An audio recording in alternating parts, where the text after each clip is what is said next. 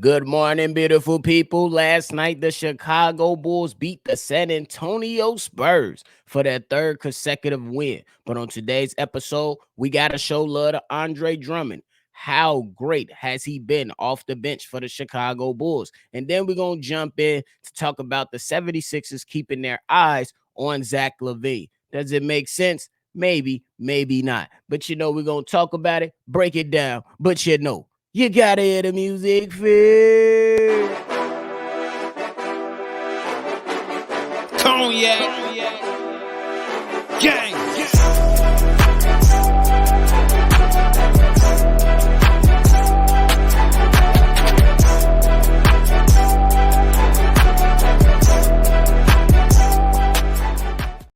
Shy Boys Podcast with the Cognac Boys. I'm Cognac Boy Bobby, and I'm holding it down on another episode of Shy Boys Podcast with me and my co-host C-Dub. If you like what you're listening to today, hit the like button, subscribe to the channel, hit that notification bell as well.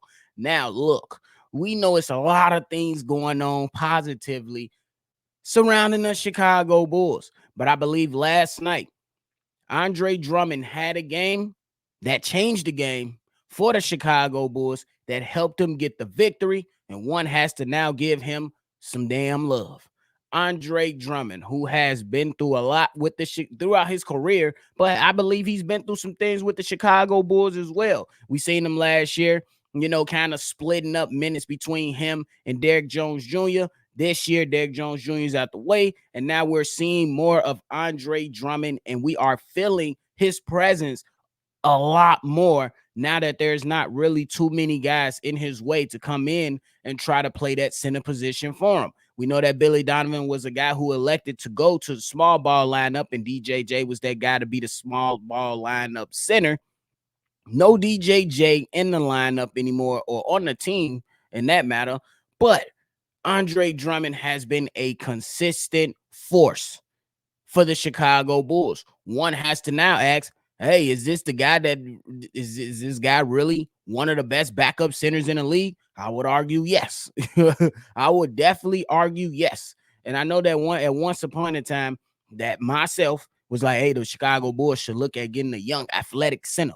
Look, I still believe that. They still need that young athletic center to develop. But as of right now, Andre Drummond is a solid piece to have to kind of just help bolster that bench and make sure that the Chicago Bulls have different options when it comes to facing different teams that might pose different things for the Chicago Bulls. So we got to show love to Andre Drummond. Andre Drummond, coming from Kobe White, said that Andre Drummond, his physicality changed the game for us at both ends. Andre Drummond last night had 12 points,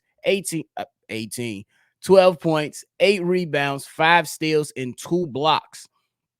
And man, it was a sight to see. He really, really put all that physicality on the rookie Victor Wembanyama and helped the Chicago Bulls hold Victor Wembanyama to his season low 7 points with 5 rebounds, 5 assists, 3 blocks, and 2 steals. That's still not a bad stat line for Wemby if we keeping it honest. But to hold this young fella to 7 points, which is his season low, that is pretty damn good for Andre Drummond's part in that, along with the other guys getting after Wembanyama and presenting him and throwing different things at him to kind of slow him down and take him away from this young Spurs team who's really trying to find their way. They're not going to win a lot of basketball games, but they're still going to come out and compete because we know that Coach Greg Popovich is one of those guys that's going to have a young, scrappy team that's going to play. And typically these young, scrappy teams was beating up on the Bulls last season,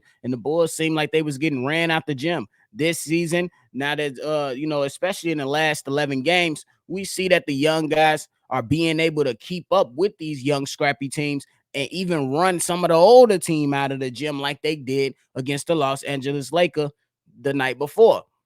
So when you talk about Andre Drummond, Coach Billy Donovan said that Andre Drummond was a presence on the road to the rim. He was ducking in and selling. His rebounding allowed us to get out in transition as well.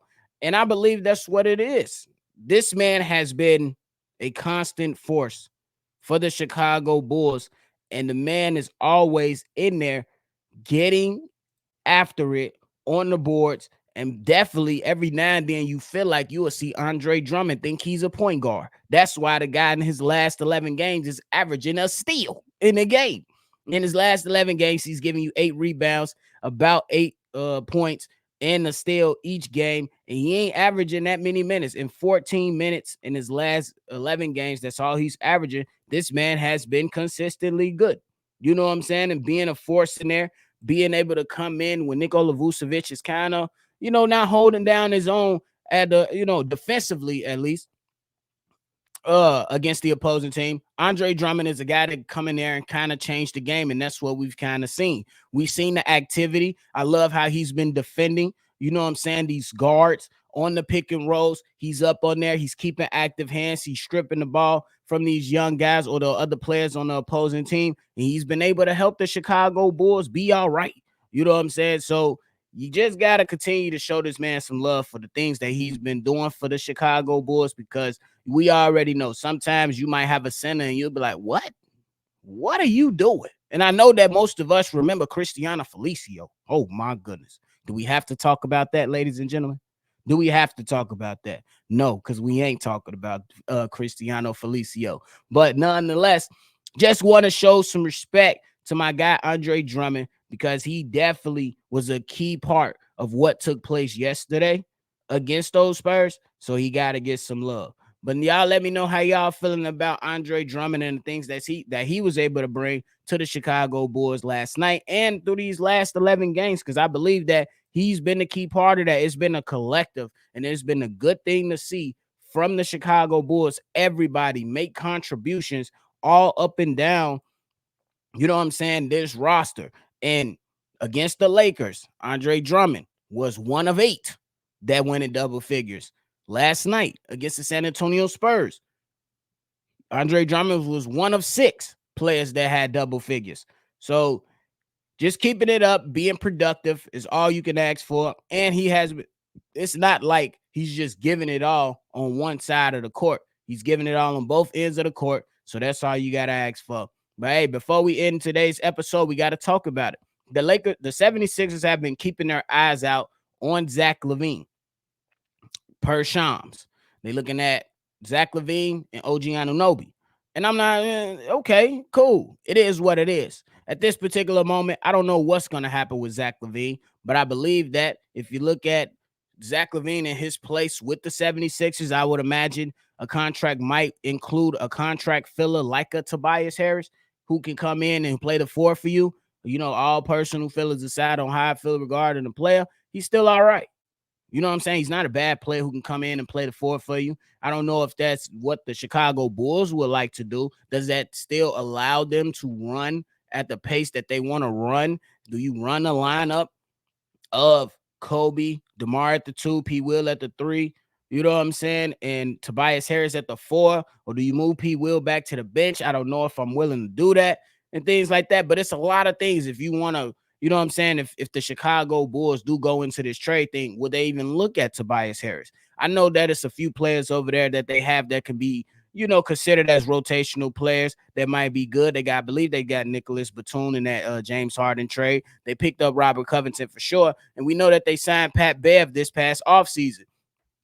And the Bulls could probably grab some of those players, but I think the most important thing will obviously be that draft capital for them. That draft capital could be that first round pick that the Sixers have of their own in 2024. They got a couple second round picks as well coming within those next few years. So I'm just wondering on how we can see, you know what I'm saying, what will be. We still don't really know what the criteria is for the Chicago Bulls when they say, hey, we want win now players. And we don't really know what type of capital they're looking for, at least for right now. We heard things placed in for Alex Caruso, but there's nothing, at least that I've seen. So if you've seen it, let me know down below. What is the draft capital that the Bulls are looking for Zach LaVine? I assume that it'll be multiple picks. You know what I'm saying? But we don't know if they want to go with a couple firsts and then a couple seconds, or if they're looking at all first, or however it's going to come.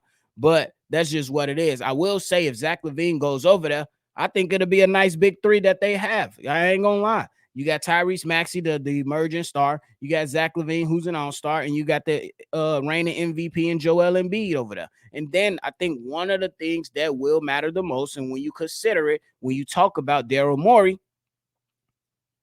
if you're looking at Zach LaVine last season, you got one of the players on your team that helped Zach LaVine put up one of his best second halves of the season. You know, who put up some of his best numbers in this, like, you know what I'm saying, within a span of a season, which would be that second half of last season when Pat Bev was brought onto the team. He brought out the best in Zach LaVine. So if you're Daryl Morey, you looking at things like, hey, if I get Zach LaVine over here, we know what type of scoring power he can bring. Boom. And I got Pat Bev. We know what Pat Bev has done for him.